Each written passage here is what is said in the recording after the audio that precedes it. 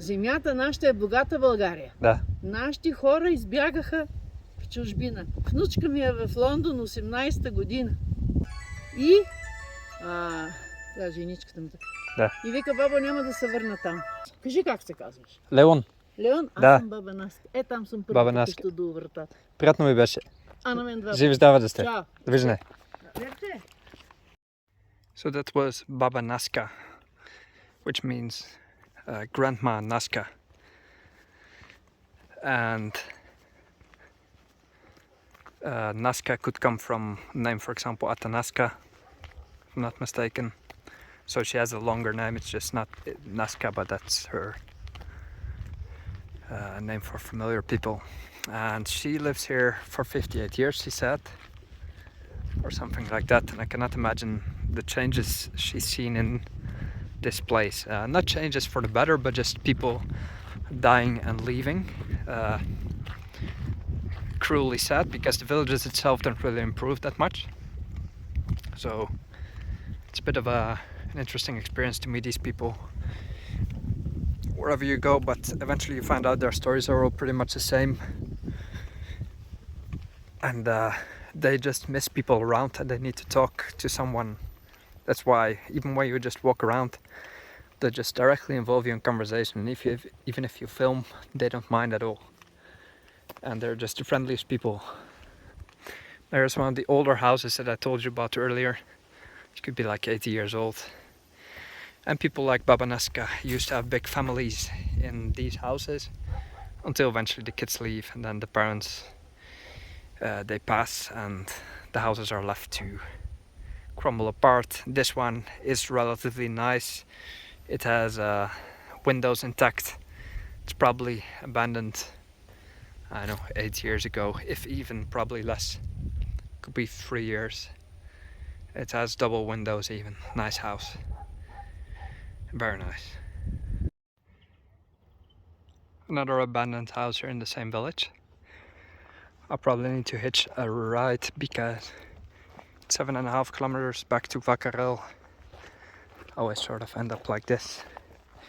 We'll need to rely on the kindness of strangers, or just walk for an hour and a half if my feet can last that long. Just one of the perfect, endless village roads in Bulgaria. You can just walk and for miles and miles on end without a care in the world. End up somewhere, have dinner, take your train home. It's one of the many pleasures of living in this country. See that here's one of the plots of land bought up, or actually an old house bought up by probably someone from Sofia, renovated, made a nice garden, and then it's a place to live. So it's good to see some life in the villages again. It's not all abandoned, at least around Sofia.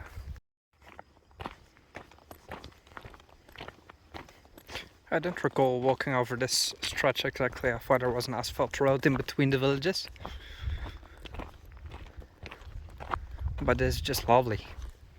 It's really quite a long time ago that I was here, so eventually the last time when I was here, I also got a ride offered. I was actually walking down the main road again and a car just stopped and picked me up. And the guy said, if you ever back in this area, hit me up. He gave me his number, but I kind of forgot about it. Just lovely.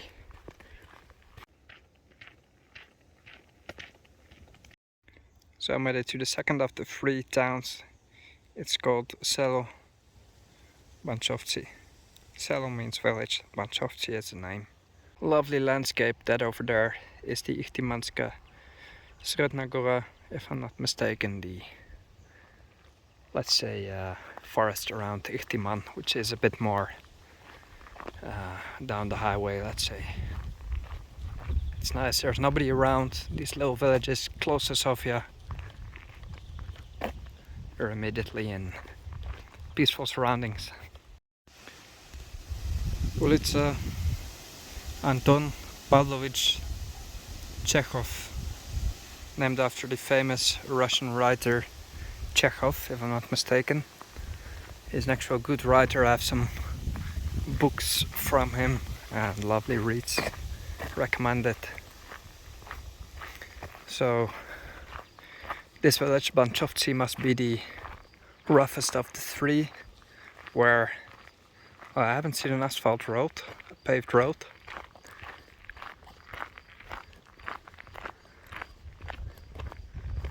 We have just these villas, you know, quite nice. And it looks fun in summer, like a bit adventurous, exotic, but come again in winter when everything is muddy and it's just horrific. You don't want to be here then. Just, if it was always summer, this would be paradise on earth.